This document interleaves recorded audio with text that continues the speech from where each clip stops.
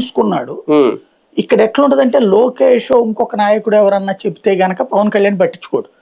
చంద్రబాబు గారు చెప్పినప్పుడు కాస్త ఆలోచిస్తాడు, కాస్తగా చాలా ఆలోచిస్తాడు, మమేకం అయిపోతాడు. చంద్రబాబు గారు చెప్పుంటారు నువ్వు ఇట్లా మాట్లాడావంటే కనుక రేపు పొద్దున వాళ్ళకి ఇష్టం అవుతుంది అని. మొన్న లాండ్ ఆర్డర్ గురించి మాట్లాడినా, హోమ్ శాఖ గురించి మాట్లాడినా, ఇప్పుడు మొన్న మోడీ గారి కార్యక్రమంగానే అయ్యప్పుడు కూడా ఎవరికి వాళ్ళు అదేది విశాఖపట్నానికి వెళ్ళిన రోజున కూడా ఎవరి కార్యక్రమం వాళ్ళు చేసుకున్నారు. పరామర్శలకు వెళ్ళినప్పుడు లోకేష్ అక్కడే ఉండి పవన్ అక్కడే ఉండి ఇద్దరు వేరువేరుగా చేసినప్పుడు అక్కడి నుంచినే కనబడుతోంది తేడా.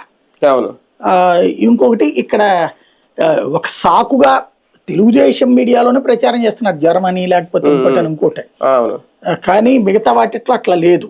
మన కాకినాడలో వచ్చారు, బానే ఉన్నారు, పాల్గొన్నారు మామూలుగానే. సంథింగ్ అక్కడ ఏదో అసంతృప్తి ఉంది కానీ నివురుగప్పి నిప్పులా ఉంది.